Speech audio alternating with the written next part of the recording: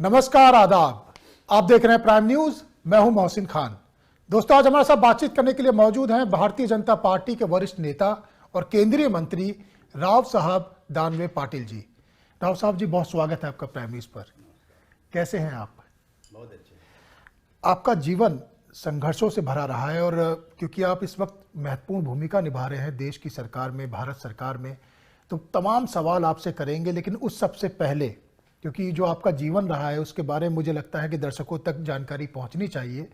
1978 1978 में आप सरपंच बने, फिर विधायक, भारतीय जनता पार्टी के प्रदेश अध्यक्ष, सांसद और आज केंद्रीय मंत्री। भारत सरकार में महत्वपूर्ण भूमिका आप निभा रहे हैं। कैसे देखते हैं अपने जीवन को आप? इमरजेंसी लगी, लेकिन इमरजेंसी के पहले एक गांव में ग्राम पंचायत का चुनाव आया। वैसे मैं बहुत छोटे गांव का रहने वाला हूँ। उस समय में मेरे गांव की जनसंख्या 400 थी और 3 गांव की मिलाकर ग्राम पंचायत थी। जवखेड़ा खुर्द, जवखेड़ा बुद्रुक और पलसखेड़ा दाबाड़ी, ये 3 गांव मिलाकर ग्राम पंचायत थी। तो उस समय गांव में इतनी राजनीति नहीं होती थी। गांव का कोई मुखिया होता था, वो मुखिया बोलेगा वो चुना जाता था। तो मेरे दादाजी उस समय उस गांव के मुखिया थे और वही बोलते थे कि इसको खड़ा करो, इसको खड़ा करो, इसको खड़ा करो। और गांव सुनता था, उनको खड़ा किया जाता था। अगर किसी ने नहीं माना तो चुना होता था, लेकिन जो मुखिया बोलेगा वही चुन के आता था। लेकिन मुझे लगा कि आप उन्हें ग्राम पंचायत का चुनाव लड़ना चाहिए। ये बात मेरे दादाजी को कोई अच्छी नहीं लगी कि उनके मन में था कि भाई ये चुनाव की राजनीति नहीं करना, लिखना पढ़ना और नौकरी करना, ये उनकी इच्छा थी। लेकिन उनके इच्छा नहीं होते हुए भी मैंने ग्राम पंचायत को नॉमिनेशन किया।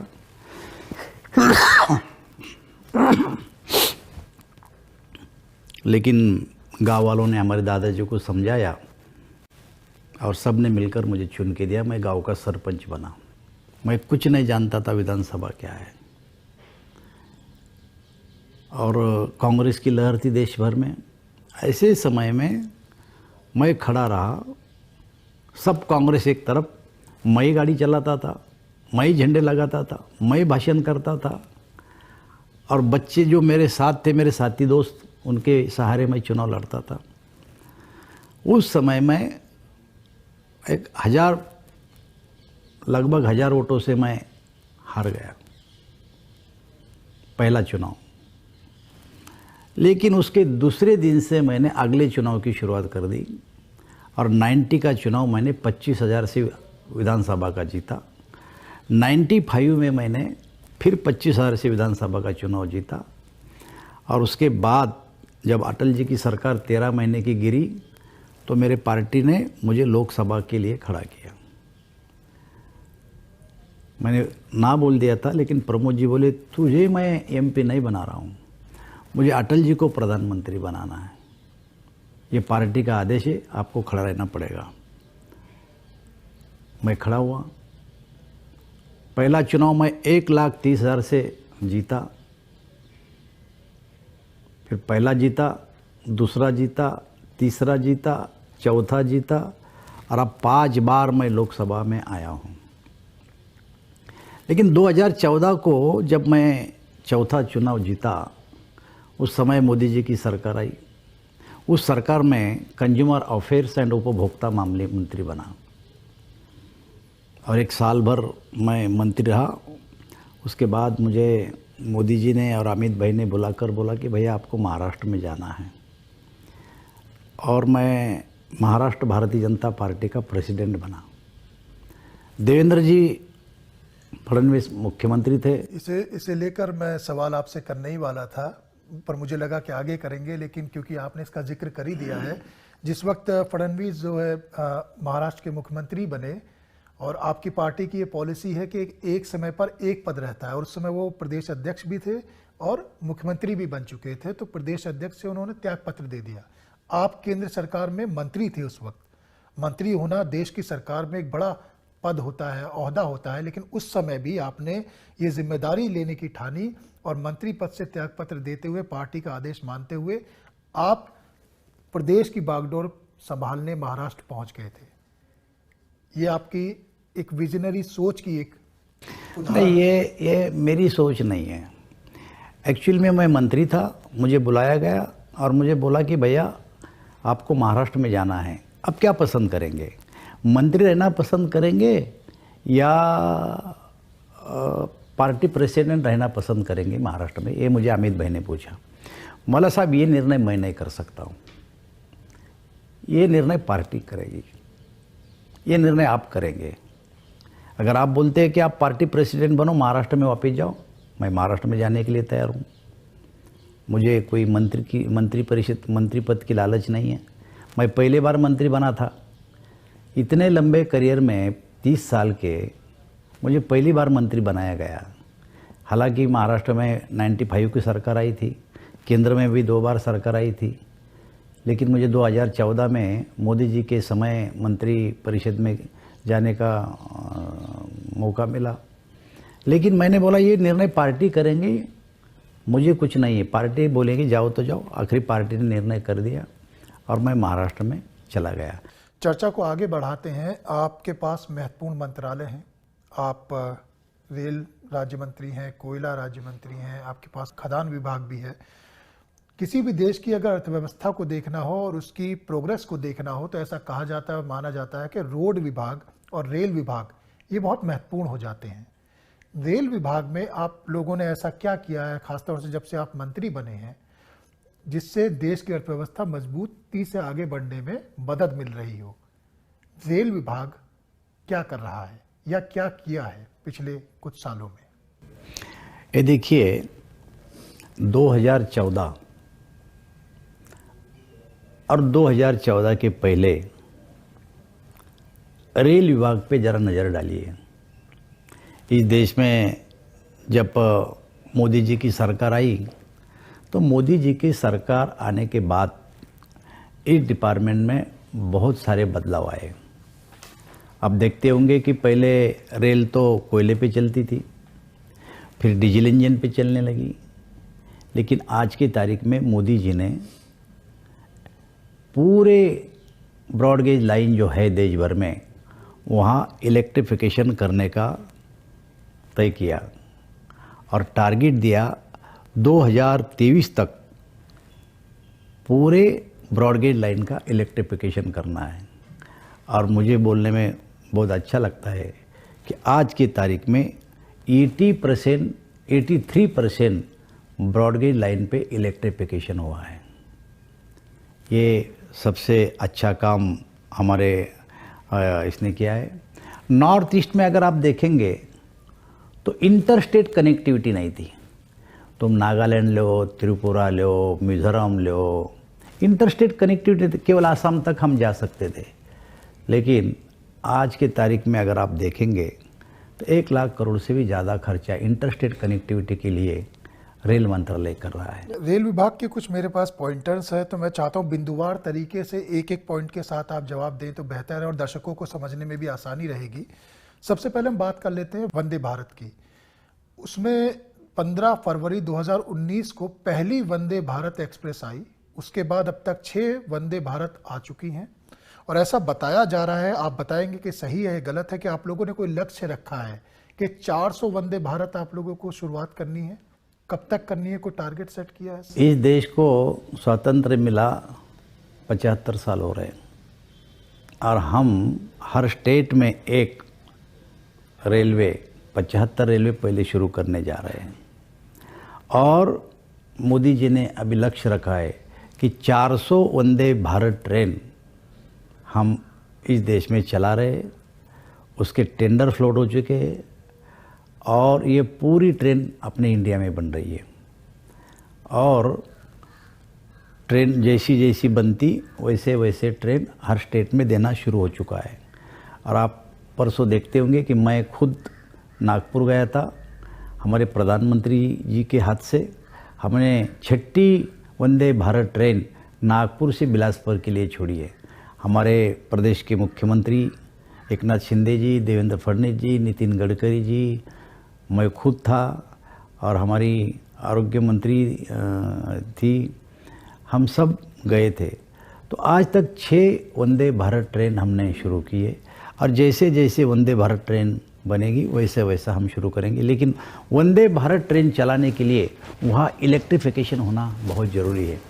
आप कभी मौका मिला तो मुझे ऐसा लगता है कि वंदे भारत ट्रेन में बैठ के देखिए, हम बैठे वंदे भारत में, फील आता है, प्लेन का फील आता है, वाइब्रेशन कम है और बहुत अच्छी ट्रेन बनी है और मेक इन इंडिया की है। तो महाराष्ट्र में लातूर में हमने एक कोच फैक्ट्री बनाई है, वहाँ भी हम 100 वंदे भारत ट्रेन बनाने वाले हैं।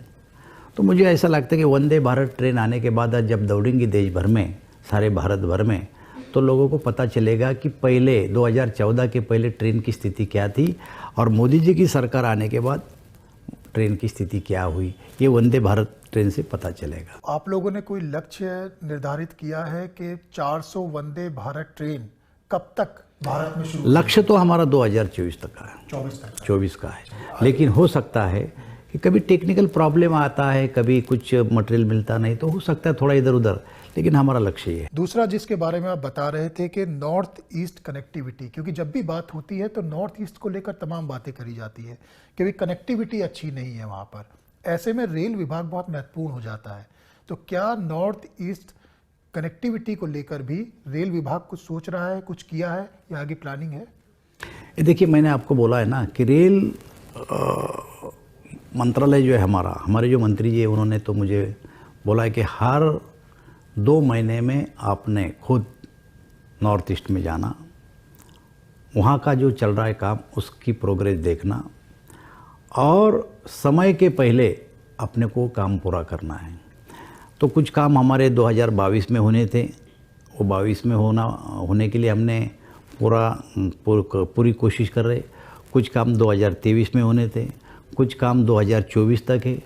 24-25 तक हमें नॉर्थ ईस्ट को कनेक्ट करना है, इंटरस्टेट एक दूसरे को। मैं नागालैंड जाके आया, मैं त्रिपुरा जाके आया, मैं मिज़ोरम जाके आया, नॉर्थ ईस्ट के सब स्टेट में मैं जाके आया। और मुझे ऐसा लगता है कि जो समय हमने तय किया है वो समय में हम काम पूरा करने में कामयाब रहेंगे।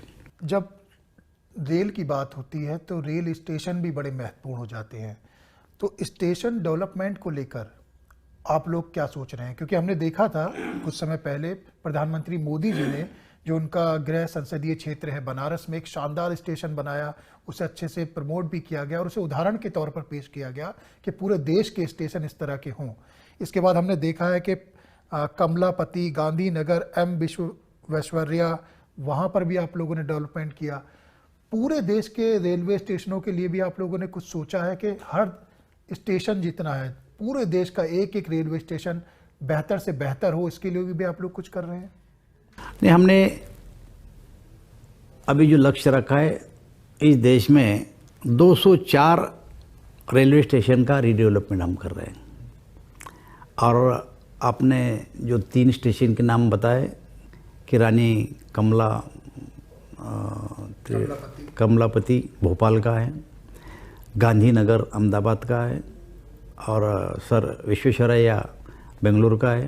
ये 3 स्टेशन ऑपरेशन में है अभी, और बाकी 3 स्टेशनों का काम पूरा हो चुका है। 45 स्टेशन जो है हमारे, वो काम चल रहा है 45 स्टेशनों का, और उसमें से 22 स्टेशन के टेंडर प्रक्रिया भी चालू है।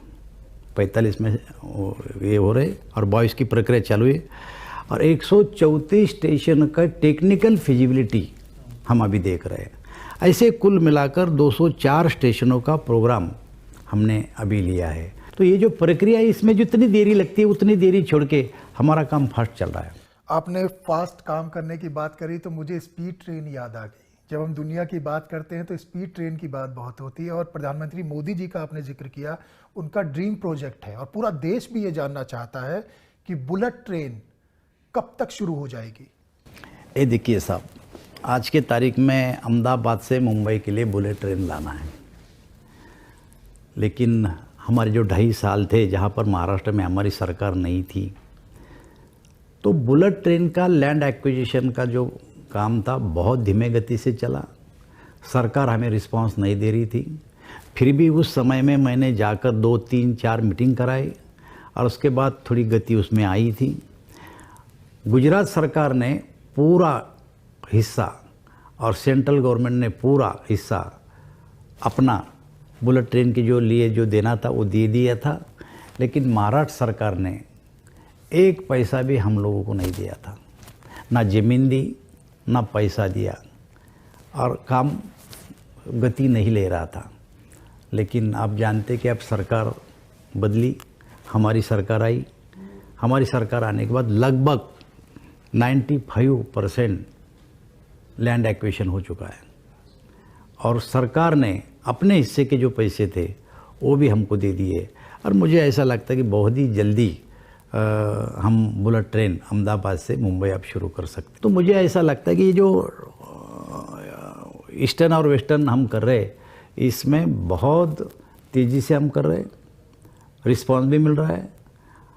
वेस्टर्न में हमने कानपुर से आगे शुरू भी किया है, गुजरात के आगे काम निकल गया है और मुझे लगता है कि देश के लिए एक बहुत बड़ी क्रांति होने वाली है।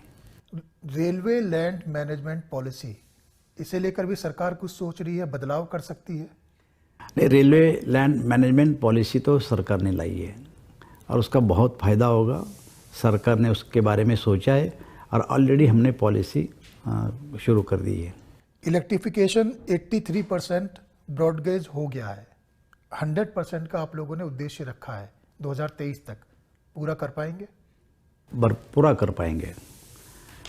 कोई अगर कोर्ट मैटर है, कोई और दूसरा इशू है, उस जगह का छोड़ के लगभग हमारा काम 83% अभी हुआ है। आज तो 22 में चल रहे हैं अपन, अभी तो 23 आना है, पूरा साल पड़ा है और हम पीछे पड़े, हर बार मीटिंग करते हैं हम और 23 तक हमको ये पूरा करना। यानी जो 17% का गैप रह गया ये आप पूरा कर लेंगे 1 साल में।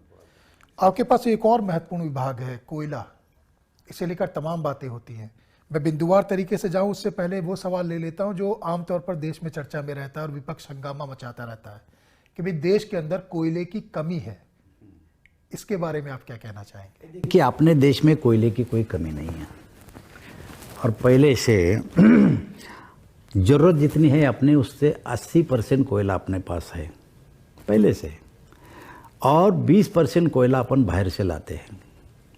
लेकिन आत्मनिर्भर भारत बनाने के लिए जो मोदी जी ने ठान लिए है उसके बाद कोयले का प्रोडक्शन बनाने में हमने ध्यान दिया है और कम से कम इंपोर्ट करना और अपना ही कोयला ज़्यादा से ज़्यादा निकालना, ये कोशिश हमारे डिपार्टमेंट की, क्योंकि मोदी जी का ये सपना है कि अपने ही देश का प्रोडक्शन बढ़ाना और बाहर की आयात कम करना, ये करने की कोशिश हम हमेशा करते रहे।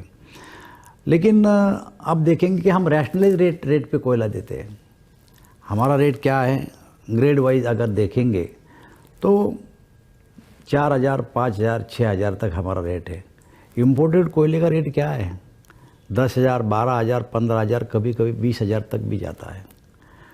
तो कोयले की कमी नहीं है। ये जो कोयला विभाग है, कोल विभाग है, ये बड़ा कंट्रोवर्शियल रहा है। पिछली सरकारों में हमने देखा है तमाम तरह के आरोप लगते रहे हैं, लेकिन एक तारीफ आपकी और आपकी सरकार की करनी पड़ेगी, जब से आपकी सरकार बनी कोई आरोप लगा नहीं पाया। ऐसा क्यों हुआ, इस कारण को भी हम तलाशने की कोशिश करेंगे, क्योंकि ऑक्शन प्रोसेस में साफ रहे, ट्रांसपेरेंसी रहे, इसे लेकर आप लोगों ने कुछ काम किया है ताकि कोई आरोप ही न लगा पाए आपके ऊपर, कोई धांधली हुई है, कोई गड़बड़ हुई है? देखिए, मैं अटल जी के समय से लोकसभा में हूँ और उस समय कोयला मंत्री खुद प्रधानमंत्री थे कुछ समय, उस समय और दूसरे भी थे। उस समय की जो पॉलिसी थी वो पॉलिसी क्या थी, फर्स्ट कम फर्स्ट, पहले आप आओ, मेरे पास एक एप्लीकेशन करो, आपको अनुभव है नहीं है इससे कोई ले देना देना नहीं था। आप एप्लीकेशन करें कि मुझे ये कोयला खदान दो। एक छोटी सी कमेटी बनाई गई थी, कोयला मंत्री उस पर साइन करते थे, वो कमेटी उसकी छानबीन करती थी और कोयला खदान अलॉट किया जाता था। अलॉट करने के बाद 10-10 साल वो कोयला खदान पड़ी रहती थी अलॉट करने के बाद अगर आपको अलॉट हुई तो आप दूसरे को बेच देते थे क्योंकि सेव आखिरी पैसा कमाना था। ये फर्स्ट कम फर्स्ट पॉलिसी थी।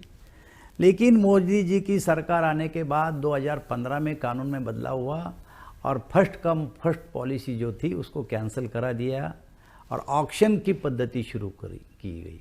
हम फुल ऑक्शन के लिए छोड़ देते हैं। अभी 38 कोयला खदान हमने ऑक्शन के लिए रखा था पिछली बार, और जिसको चाहिए वो आओ ऑक्शन में पार्टिसिपेट करो, और जिसको ऑक्शन में मिलेगी वो खदान करेगा। और खदान लेने के बाद भी हम ये ध्यान रखते हैं कि उसने कोयला खदान शुरू की कि नहीं, क्योंकि देश को कोयले की ज़रूरत है। नहीं तो लोग कोयला खदान लेके बैठेंगे और खुदाई नहीं करेंगे तो कोयले की कमी आनी है। कल ही हमने एक मीटिंग कराया, तो कोयला खदान देने के बाद भी उससे कोयला निकल रहा है या नहीं निकल रहा, ये देखने का काम भी हम करते हैं, क्योंकि हमको कोयले की ज़रूरत को पूरा करना है। तो जो पॉलिसी थी उस पॉलिसी ऐसी थी कि धांधली होती थी। अब मोदी जी ने पॉलिसी ऐसी बनाई कि अब ऑक्शन में आने के कारण किसी का नाम लेने की ज़रूरत नहीं पड़ती, जो आएगा ऑक्शन में लेगा उसको खदान मिलती है। अभी आपने खुद अभी बताया था कि कभी कभी जब कोयला बाहर से आयात करते हैं तो उनकी पॉलिसीज़ कुछ ऐसी होती हैं कि थोड़ा बहुत इधर उधर हो जाता है। तो क्या आप लोग ऐसा कोई प्रयास कर रहे हैं कि कोयले की घर के अंदर ही, यानी देश के अंदर कोयले की ज़्यादा से ज़्यादा उत्पादन हो सके ताकि बाहर से आयात में कमी करी जा सके? ऐसा आज की तारीख में तो वही स्थिति है। आप अगर आंकड़े देखेंगे तो पहले के मुकाबले हमने अभी ज़्यादा कोयला निकाला है, लेकिन कुछ कोयला बाहर से लाना ही पड़ता है, क्योंकि कुछ प्लांटों के बॉयलर के डिजाइन ही ऐसे बने हैं कि वो बाहर के कोयले के सिवा चलते नहीं, क्योंकि अपने कोयले में आयत ज़्यादा होती है। उसमें वो जो कोयला आता है वही कोयला उनको लगता है, लेकिन इसके लिए उनको कोयला लाना ही पड़ता है बाहर से। और जो अपना डोमेस्टिक में कोयला चलता है उसके लिए तो कोई कमी नहीं है हमारे पास कोयला सफिशिएंट है, कोयले की कमी नहीं है अपने देश में, कोई कमी नहीं। चलिए चर्चा को और आगे बढ़ाते हैं। एक और महत्वपूर्ण सवाल आपसे पूछ लेते हैं। देश की इकोनॉमी 5 ट्रिलियन की कब तक हो जाएगी? ये देखिए, मोदी जी का सपना है कि आप देखेंगे कि मोदी जी आए जब, और आज के तारीख में हम 3 ट्रिलियन पे आके बैठे, और 5 ट्रिलियन करने की मोदी जी की इच्छा है। और मुझे ऐसा लगता है कि ये सब डिपार्टमेंट, कोयले की भी उसमें भागीदारी है, रेल की भी भागीदारी, सब डिपार्टमेंट मिला के 5 ट्रिलियन इंडिया की इकोनॉमी की करने का मोदी जी का सपना है। और मुझे ऐसा लगता है कि इस देश की जो क्षमता है, और इस देश में मोदी जी आने के बाद जो इंडस्ट्री में, खेती में जो बदलाव आए हैं, तो 5 ट्रिलियन इकोनॉमी होना हमारे देश के लिए कोई मुश्किल नहीं है, ये हो जाएगी। सस्टेनेबल माइनिंग और इको फ्रेंडली माइनिंग, ये क्या है? नहीं, ऐसा है कि इको फ्रेंडली माइनिंग करने की तो हम इस देश में कोशिश कर रहे हैं, और मुझे ऐसा लगता है कि हर क्षेत्र में अब मोदी जी की सरकार आने के बाद बदलाव आ रहा है। तो मुझे लगता है कि माइनिंग क्षेत्र में भी आ रहा है। मोदी जी आने के बाद सभी डिपार्टमेंट में आना शुरू हुआ है, और रेल मंत्रालय में भी हम कोशिश कर रहे हैं। जैसे पहले कोयले पे चलता था, फिर डीजल में चलना शुरू हुआ, अब तो इलेक्ट्रिक पे शुरू हो रहा है। तो हर जगह हम ये कोशिश कर रहे हैं। माइनिंग की जब बात होती है तो इससे बहुत प्रभावित भी लोग हुए हैं, क्योंकि ये खतरनाक काम माना जाता है। जो वहाँ पर लोग काम करते हैं, वहाँ कभी कभी हादसे होते हैं जिनसे लोगों की ज़िंदगियाँ प्रभावित हो जाती हैं। तो माइनिंग से प्रभावित हुए लोगों की सहायता के लिए भी क्या सरकार कुछ सोच रही है? कुछ गाइडलाइन, कुछ नियम बनाए हैं? सरकार की गाइडलाइन तय है।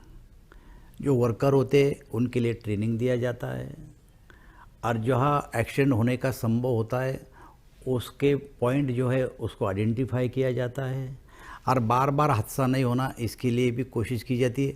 कल ही हमने सब CMD, CIL के चेयरमैन, खुद हमारे मंत्री जी जोशी जी, हमने कल ही इस विषय पे मीटिंग की। और जो संगठन काम करते हैं कोयला डिपार्टमेंट में, वो सभी संगठन को भी बुलाया था, उनकी भी कुछ मांगी थी। लेकिन कोई हादसा हुआ, हादसे में कोई डेथ हुआ, उसके लिए भी हमारे पास प्रोविज़न है। तो मुझे ऐसा लगता है कि हद से कम करने की कोशिश हमने की और कम से कम हद से अब होने लगे हैं। आप जब इतनी पॉलिसीज बना रहे हैं, इतना काम कर रहे हैं, उत्पादन बढ़ाने का प्रयास कर रहे हैं, तो क्या आप लोगों ने कोई लक्ष्य निर्धारित किया है कि कोयला उत्पादन कितना बढ़ेगा और किस साल तक आप लोगों ने कोई फिगर अगर तय किया हो? नहीं, ऐसा है, कोयला उत्पादन जैसी जैसी ज़रूरत है वैसा वैसा कोयला उत्पादन हम बढ़ाते हैं। उसका लक्ष्य हर साल हर 3 मई को हम तय करते हैं और उनको टारगेट दिया जाता है। वो टारगेट अचीव होता नहीं होता उस पर हमारी पूरी निगरानी रहती है। और अगर हम दिया हुआ टारगेट और बिजली की डिमांड इसको देखेंगे आप, इस देश के 80% बिजली ये कोयले पे है और कोयला नहीं हुआ तो इस देश की बिजली नहीं रही तो क्या हो सकता है। तो इसलिए हम बहुत सतर्क रहते हैं इसके बारे में। तो बार बार हम नज़र रखे हुए रहते हैं, हर 3 महीने में उसको देखते हैं। अभी कल जो मीटिंग हुई उसमें भी ये विषय था हमारा। तो हम ये टारगेट हर 3 महीने को देते हैं और पूरा साल का टारगेट जो दिया रहता है वो पूरा करने का समयबद्ध तरीके से हम उनसे कर लेते हैं। कोल का गैसिफिकेशन करने की पॉलिसी ये क्या है? ऐसा है कि कोल की गैसिफिकेशन की पॉलिसी ऐसी कि हम जो कोल खदान करते हैं, ये गैसिफिकेशन ये विषय आता है पेट्रोलियम के अंतर्गत। तो कुछ कोल ब्लॉक्स वो भी ढूंढते पेट्रोलियम वाले और ड्रिलिंग करते हैं। ड्रिलिंग के बाद वो ब्लास्ट भी करते हैं और उसमें से उसको प्रेशर देके, जिसको बोलते हैं हाइड्रोफ्रैक्चर करके उसमें पानी छोड़ते हैं और फिर सक करते हैं उसको और फिर बाहर लाके पानी अलग करते, गैस अलग करते हैं। कभी कभी खदानों में भी गैस मिलता है, उसमें भी हम गैसिफिकेशन करते हैं। तो हमारे देश में वैसे और कुछ देश में गैस का प्रमाण ज़्यादा है, हमारे पास कमी, लेकिन गैसिफिकेशन हम ये पेट्रोलियम डिपार्टमेंट का विषय भी होता है और उनको भी हम अलॉट करते हैं। समय समाप्त हो गया है, लेकिन जाते जाते छोटे में, क्योंकि आप महाराष्ट्र से आते हैं, 2024 का चुनाव सामने है और आप ऐसे लीडर माने जाते हैं जो ज़मीन के नेता हैं, लोगों के बीच में रहते हैं और ज़मीन की क्षेत्र की नब्ज़ को पहचानते हैं। 2024 के चुनाव में महाराष्ट्र से भारतीय जनता पार्टी को कितनी सीटें मिलने जा रही हैं? ये देखिए, मैं 5वां चुनाव जीता हूँ। जो हमारे अपोजिट में पार्टियां हैं वो कांग्रेस है, वो एनसीपी है, वो दोनों साथ में आके लड़ी है। उस समय भी एनसीपी की सीट अगर दोनों साथ आए तो 6 और अलग लड़ी तो 4, इससे ज़्यादा सीट नहीं बढ़ी। और पिछले चुनाव में कांग्रेस की 1 सीट आई, बराबर है। लेकिन अब शिवसेना उनके साथ है, लेकिन एक शिवसेना उनके साथ है, एक शिवसेना हमारे साथ है। 2019 के चुनाव में मैंडेट दिया था भारतीय जनता पार्टी शिवसेना को लोगों ने, असेंबली में भी और लोकसभा में भी। लेकिन मैंडेट देने के बाद भी शिवसेना ने धोखा दिया। ये धोखा हमको नहीं दिया, ये धोखा वोटरों को दिया कि जिसके साथ सरकार में जाने के लिए वोट दिया उसके साथ नहीं जाते हुए वो दूसरों के साथ गए। इससे लोग नाराज है और उद्धव जी ठाकरे अब उनके साथ है और एकनाथ राव शिंदे हमारे साथ है।